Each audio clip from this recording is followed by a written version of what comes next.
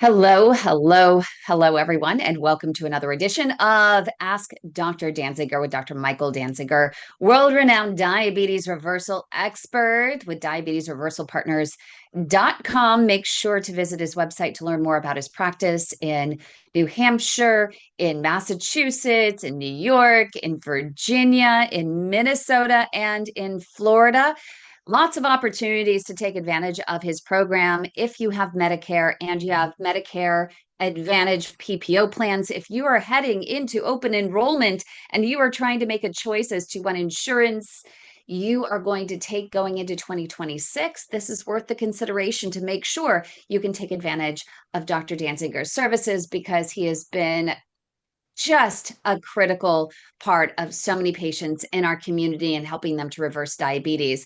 Today, everyone has asked us to talk about anti-inflammatory diets and how they relate to diabetes and peripheral artery disease, that poor circulation in mainly the legs.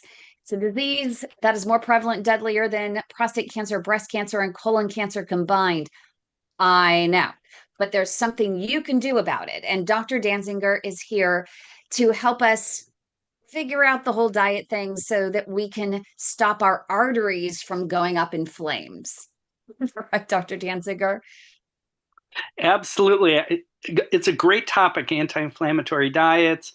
And yes, inflammation is like a burn, like your arteries are on fire. We've talked about this many times. So most people's arteries are inflamed if they have peripheral artery disease, and food is some of the best medicine to keep your arteries healthy. So let's dive right in because we got quite a few questions that came in. We also have a live studio audience. We have folks that are on YouTube and Facebook that are tuning in. Make sure if you do have a question for Dr. Danziger, just go ahead and type it on in comments. If you're in the live studio audience, you can go ahead and raise your hand or type in comments as well. But I want to get to Emily's question. These are in just random order as they came in. So Emily asks, I have type 2 diabetes, and recently my doctor diagnosed me with PAD. How do I choose foods that help both blood sugar control and reduce inflammation in my arteries? Loaded question. It's a great question, a very common question. So the good news is, if your goal is to improve your diabetes and blood sugar and inflammation in your arteries, you can pretty much use the same eating strategy to do those things together. So, what is an anti-inflammatory diet in the first place? I think that's a big question on people's mind. And I would say it consists of, number one, avoiding inflammatory foods, and number two, eating anti-inflammatory foods. So the most important part about an anti-inflammatory diet is actually avoiding anti-inflammatory foods. So this many Seems simple kindergartners, enough. We're talking about ultra processed foods, I yeah, would many imagine. kindergartners would be able to list 10 foods, and even if they don't know what inflammation is, so chocolate cake and cookies and candies and soft drinks with sugar and all the things that are obviously unhealthy are the biggest offenders. And almost everyone eats that stuff once in a while, but eating it much less often, that's a big part of it. Chips and all these treat foods. So all these food, manufactured, some people would call them fake foods, avoiding those most of the time, that's the most important part of an anti-inflammatory diet, all the processed sugar and starch. But what do you eat? Well, it's healthy foods. So there's, and we'll get into some details, but there's all the things that are known to be healthy, good foods are anti-inflammatory. So that's the general idea, and we'll get into more details as we go through the questions. Well, I'm going to share something that is going to turn an inflammatory food into an anti-inflammatory food. And you are going to be so proud of me. I was almost wondering if next week I should actually do and make it live for everybody. But I was challenged with making healthy Reese's peanut butter cups, not just healthier, healthy. Now, how in the world do you do that? Well, one, I completely removed the peanut butter. And two, the chocolate, so the shell part of it that you put a little bit in the bottom, a little bit at the top. So I ended up using raw cacao, huge superpower antioxidant, right? Raw cacao. And I mixed it with just a tiny bit of organic coconut oil, virgin coconut oil, just a tiny bit, a little bit of raw agave organic, which I'm sure you have a different option for sugar that you would want to, a little sweetener that you'd probably want to share. But we use organic raw agave, and it's just a little drip. And then I add a little bit of collagen, and I sprinkle in some ground chia seeds. And I put it over the stove top. I just melt it just a little bit, put it in the pan, and then the filling. No peanut butter, no almond butter, nothing like that. I got creative. So I mixed coconut milk, which is unsweetened and organic, with a whole bunch of chia seeds, and I let it just soak for about 20 minutes till they were really soft. And then I added spirulina, collagen powder. I added Ceylon cinnamon, and I added, gosh, what else did I add? Oh my goodness. Um, oh, this is it. Beet powder. And I mixed it all up. I set it in the freezer for just a few minutes just to get it really cold, put it in the middle, and then I added more chocolate on top, put it in the freezer, and I think voila, healthy chocolate cups. I What do you love think? your creativity and your ideas. I would love to see how that tastes. Did you have a chance to taste it? I did, and my dad even liked it. The only thing that I would change this time is I kept him in the freezer. I would actually make just enough to keep in the fridge that I could eat, throughout just the week. And so they would just continue to be soft. But when I first, I take them out of the freezer, I put the lower shell in, stick it in the freezer for about 5-10 minutes. Then I add the filling, stick it in the freezer for about 5-10 minutes. Then I add a little bit more of that chocolate on the top, stick it in the freezer for about 20 minutes after that. And it's still soft in the middle. And it just oozes out with this wonderful spirulina chia seed filling that has beetroot powder and collagen and all of the good stuff. But it hardened after a couple days. So I would actually, just because I really like the oozing of it, I would keep it in the fridge. I Are love there it. samples? Who is that, Marina? Um, I know I should send them to people. I couldn't believe my dad actually liked it too, and he was craving it. He asked for it the other night. So just an idea for you. You could actually use unsweetened almond butter or cashew butter as well, but I thought that mine actually made it healthy, not just healthier. Although you would probably change my sugar, wouldn't you? So I love dark chocolate, and um, I've become a fan of allulose sweetener, which Okay. can melt right into your chocolate. I've seen at Trader Joe's, I saw chocolate chips made of with allulose in there, and stevia is a great sweetener, and a little bit of agave is certainly fine. Good. Yay, we got Dr. Dansinger's approval. So this week we're going to post that video. If anyone's on my regular Facebook page, they may have seen it, but we're going to do an official video with how to do it this week. So stay tuned for that. Okay, Michael has a question. When I see terms like anti-inflammatory diet, what exactly does that mean for someone with diabetes and poor circulation in their legs? And are there key foods? You said you were going to get into the specifics, so here's an opportunity to get into some of the specifics. What key foods should I actually focus on or avoid?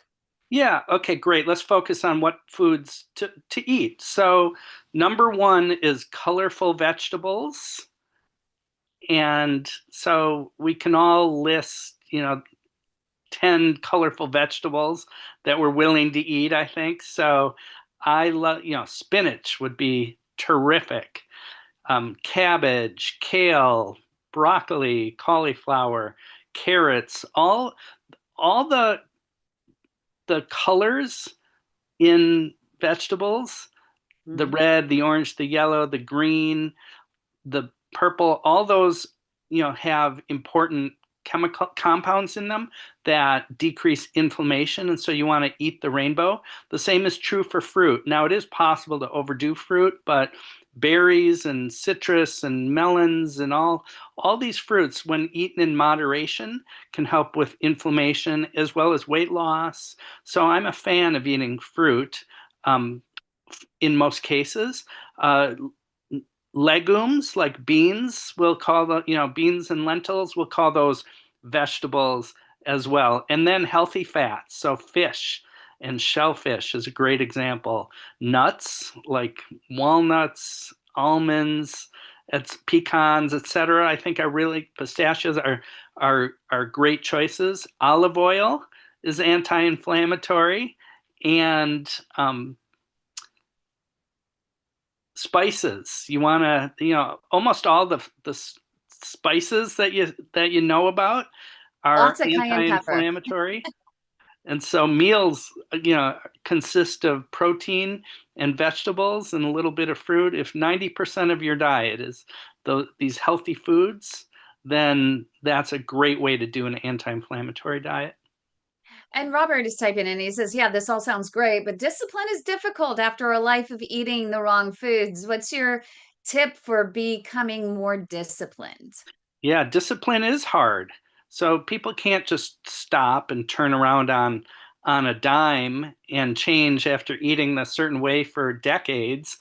Um, it's hard to be your own police, and when you surround yourself with others who are invested in your health, I've committed my career to lifestyle coaching, and so that's the best, is when you can find someone as a coach who can help you stay on track and give advice. So that's a big part of it. Another part is the foods that are unhealthy triggers, keep those out of the household if you can. It's a lot easier to resist temptations if they're not in the house.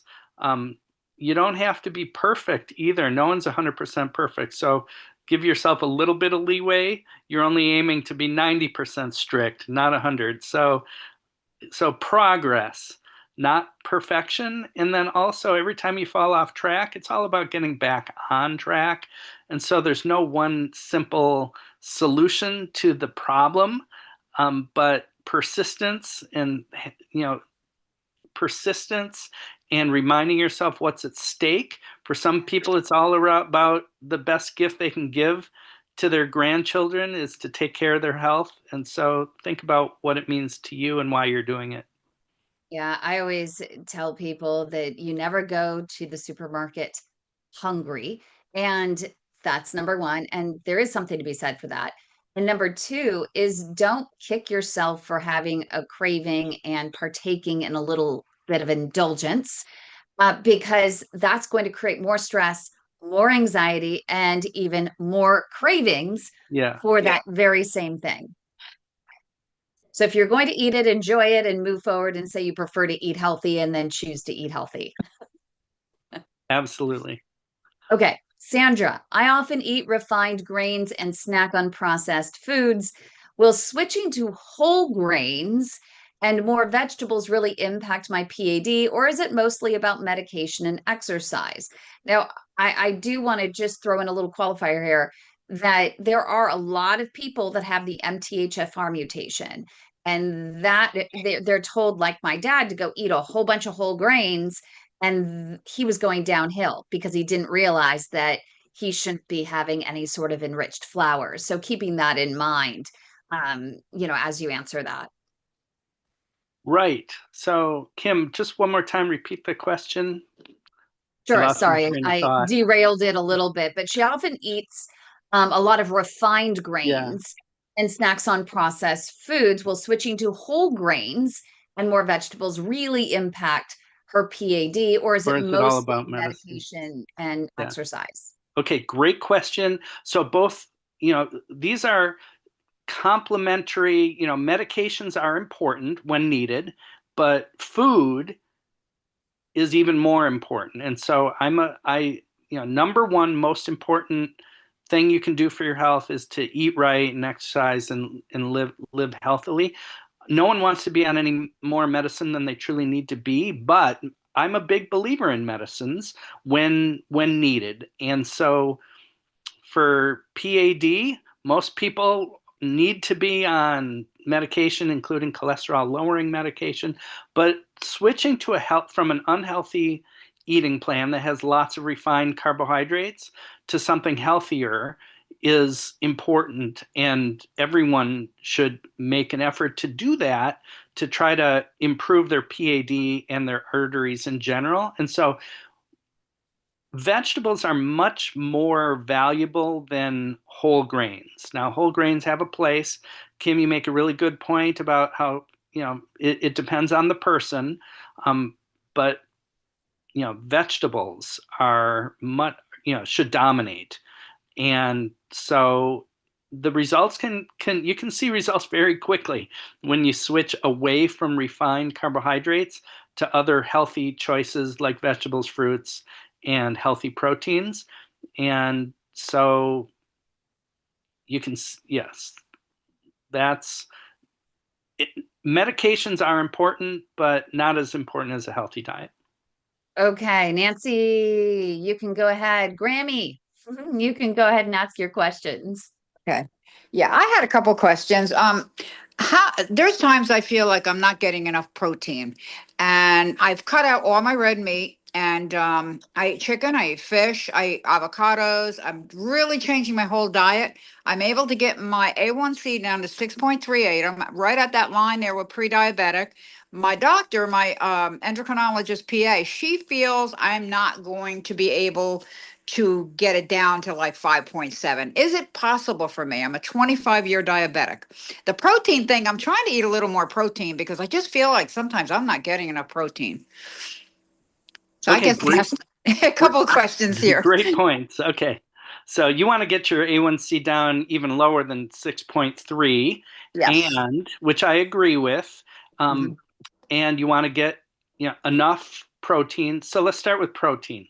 Okay. You know, in my book, fish is number one, and you eat fish. Mhm. Some of my patients eat fish up to 5 days a week, Mhm. and most people who eat fish are eating it about once a week. And so anything you can do to push that higher is good as long as it's low mercury types of fish. Mhm. Some of my patients like sardines Mhm. and herring, Mhm. and others don't. So if you like sardines or Mhm. those other small canned fish, definitely take advantage of that. I never get sick of salmon. So Yeah, me that's neither. okay. So that's number one. And Mhm. then, you already eat a lot of poultry, Mhm. and poultry breast I think is terrific. I think egg whites are a terrific source of protein, or even just regular healthy eggs. And Mhm. then tofu can be great as long as you take the time and effort to learn how to make it right. And Mhm. so you can have protein at breakfast, lunch, and dinner, Mhm. and you just need to expand your repertoire of, you know, beans and legumes can be a protein source as well, and then low-fat dairies, cottage cheese, Greek yogurt. I think all of those are winners and terrific, and there's plenty of variety there. Okay. Um, as the A1C gets closer and closer to 6, it's hard to push it lower. But by avoiding excess carbohydrate, by eating more protein and less carbohydrate, that Mhm. often helps push the A1C lower.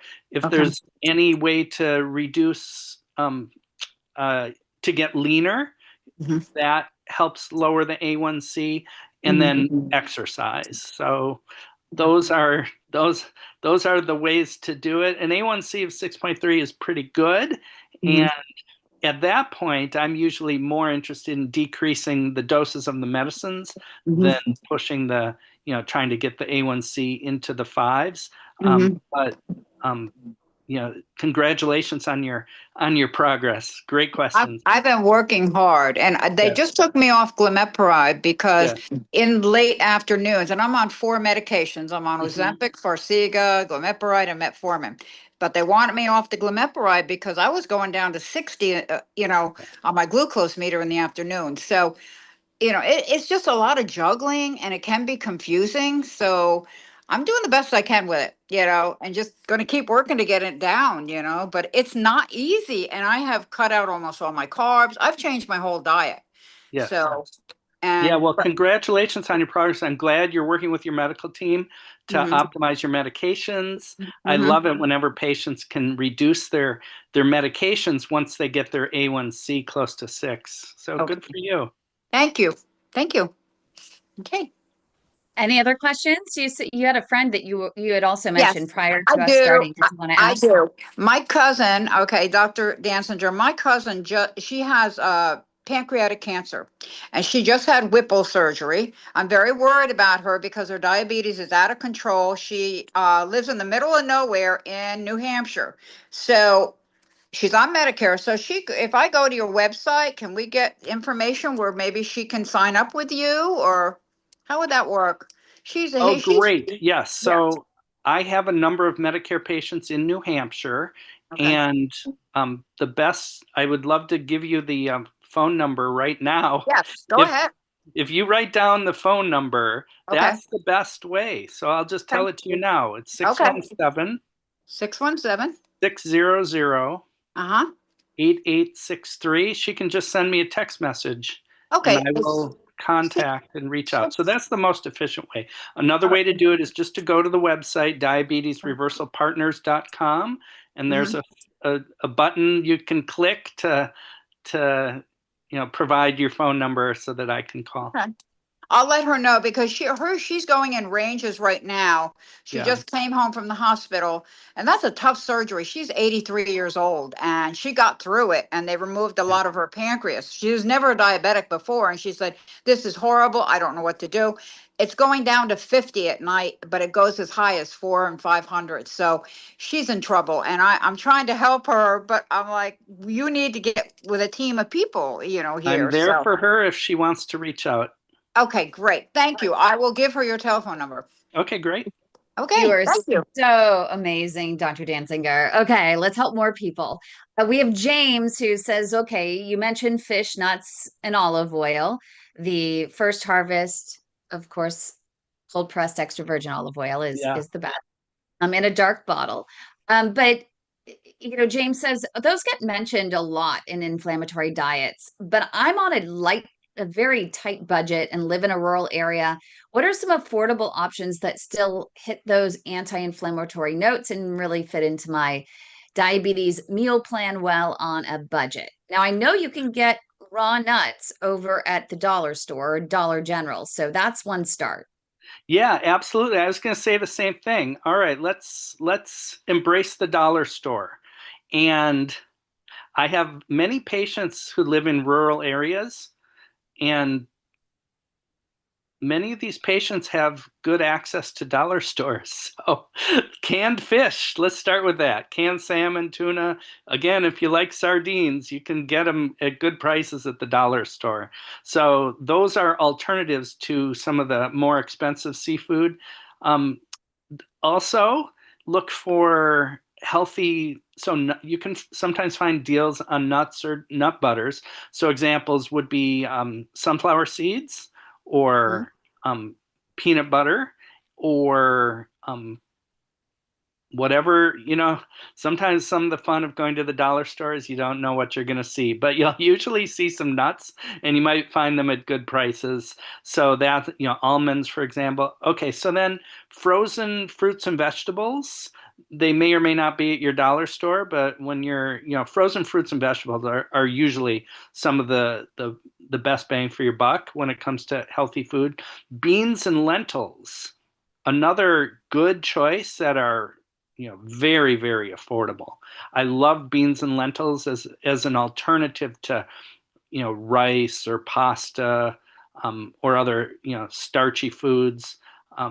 And then olive oil can be expensive. So, but you can usually find, you know, olive oil for a decent price. And if you're using it, you don't, if you use small amounts, that works. And I'll say something controversial. I don't know what all the negative press on canola oil is about. I just don't think the science is there to really condemn canola oil. So it's not my favorite, but it's filled with omega 3s and it gets a bad rap for being a seed oil and genetically modified, but it's a lot less expensive than olive oil. Um, Avocado oil is another, fairly expensive, alternative to olive oil that is neutral. So those are some of my thoughts about what to do with healthy oils, but you can find olive oil at a decent price. Yeah, I still don't like, I mean, you have to find a really good canola oil because if it's in, a clear container, you could almost imagine that most of it you see on the store shelves might be rancid. Wouldn't you imagine? I'm not I'm not convinced. We don't have to agree on everything, Kim. A diversity of opinions. I don't No, know. you never know. I don't know. I just wondered if But it's been tested. I've never looked it yeah, up. I think, what we all agree on is that scientific evidence is very important, and that's where we want to get our information and not, guesswork. And so we want, we want scientists to answer the questions that are on our mind using sound methods. So I think we can all agree on that. And it's frustrating when we don't have all the data that we would like and all the questions Yeah, answered. that's always it's always frustrating. You always have to look and see who sponsored Uh-huh. the studies that are out there, right? Just Absolutely. There always is looking. such a thing as rancid oil, whether it's olive oil, canola Yep. oil, or any kind of oil can go rancid if it's on the shelves and exposed to light for a long time. Yeah, so one of those things is to look at the date. Make sure you look at the date. Right. It's really important. Okay. So Linda says my blood sugar sometimes spikes after meals, even though I'm really careful. Could certain foods be driving inflammation that's making my diabetes and PAD worse? How do I know which ones? Yeah, so the blood sugar spikes, I don't think that's directly from inflammation, inflammation. I think it is from hidden carbohydrate usually, or some people react differently to certain carbohydrate foods. For example, I'll just pick blueberries as an example. For some people, that's going to give them a blood sugar spike, and for other people, it's not. Or certain Interesting. vegetables might, some people might get a blood sugar spike after eating, butternut squash, and others might not. And so for some people, um, it's all about kind of trial and error and trying to keep a food log and look for patterns. For some of my patients, the problem is they're eating carbohydrates that spike their blood sugar, that would spike anyone's blood sugar, but it was just hidden and they didn't know it. Like there was sugar mixed into something, or sometimes you just have to be a detective and sleuth it out. And so it's it's not that you're having waves of inflammation so much as I think those blood sugar spikes are hidden carbs. And that's why you talked about it before, but those systems that the glucose monitor, the continuous glucose monitors, those are really valuable to actually give you in real time what's actually spiking your blood sugar, right? Yeah, I'm glad you I'm mentioned glad you that, mentioned. Kim. These continuous glucose monitors are a game changer. And if you're on diabetes medication, you want to try to see if you can get your doctor to, make that accessible. For other people who can't get it through their insurance, some people are willing to pay for it out of pocket, and now it's easier than ever to get it without a prescription. And it costs a little bit of money, but it can really help identify, you know, which foods are an issue for you. Okay, so Robert says I've heard that that for PAD, you should limit saturated fats and sodium. Does following an anti-inflammatory diet look different for someone with diabetes and PAD compared to someone who only has one of those? Now, it's interesting they brought up saturated fats because I want to know what some good saturated fats are because RFK came out and said that they're not all bad and they shouldn't be demonized as they have been. And I think this is a good one to end it on because it's loaded and it's Okay. politically charged, but we want to know from the real expert. Okay, sure.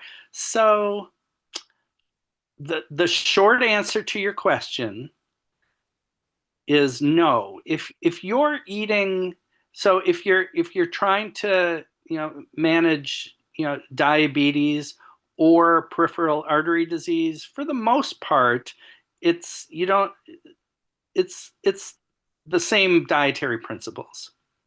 And some could argue that they're 90% overlapped. So let's just leave it at that and say you're accomplishing something similar. You're improving your artery health and your blood sugar health and your metabolic health by focusing on these healthy foods, including an anti-inflammatory diet. So saturated fat has been vilified for the past 50 or more years. And so it's saturated fat from meat and dairy that's the main concern. And so animal fat from lard or bacon fat or what's in a cheeseburger, that's been thought to be unhealthy, and it still is unhealthy. That saturated fat stiffens That's arteries. saturated fat. I would totally agree with you on that. It stiffens arteries and it clogs them up and it kills beta cells. And so we're especially concerned with certain types of saturated fat. So scientists categorize them according to how many carbons are in there. So these 16 carbon palmitic acid is the worst offender of all. So that one is guilty as charged. Palmitic acid, no matter where it comes from, is bad. It's pro and it inflames. So then there's the number two offender is that 18 carbon stearic acid, and that one isn't quite as bad. And so that's the kind of saturated fat that's in chocolate and some others. And then, the coconut oil has a mix of these, healthy and unhealthy saturated fats. And so these shorter carbons, the 12s and the 12 that you find in coconut is probably fine, but it's mixed in with the unhealthy fats. And so as a general rule of thumb, I think it's reasonable to say the more solid it is at room temperature, the more problematic it is. But now we're hearing that tallow is fine. I disagree 100% with that. Butter is I think we're going to hear that butter is healthy and has been incorrectly vilified. I don't think that that's correct either. But there's no question in my mind that the bigger offenders are processed sugars, foods with sugar and starch, and that saturated fat is not the number one killer in the diet. I think it's the starch and the sugar. And so saturated fat from meat and dairy is not good for your arteries. And so when it comes to saturated fat, I'm not gonna say that that this country is about to take it in the wrong direction, is what I think the majority of nutrition experts would agree on. Yeah, I think it's going to be an over where they're not going to listen to the details. It's not about, it's just they're trying to counteract the low fat diet, which was replaced by sugars, right? And starch and all of that. But we're going to completely go in that wrong direction and overcompensate. And everyone's going to be heading to all of the fast food chains to get whatever burger with lots of bacon on top and all of the above. So Dr. Dansinger says just say no. But if you want some one-on-one attention with him, we got quite a few questions that came in today. We only have 30 minutes on Mondays with Dr. Dansinger. So if you need one-on-one time with him and you're in Massachusetts, you are in New Hampshire, New York, Minnesota, Florida, or Virginia, make sure to visit diabetesreversalpartners.com. And don't forget to subscribe to our YouTube channels and like the video for more great content such as this. I hope you have a great week, everybody.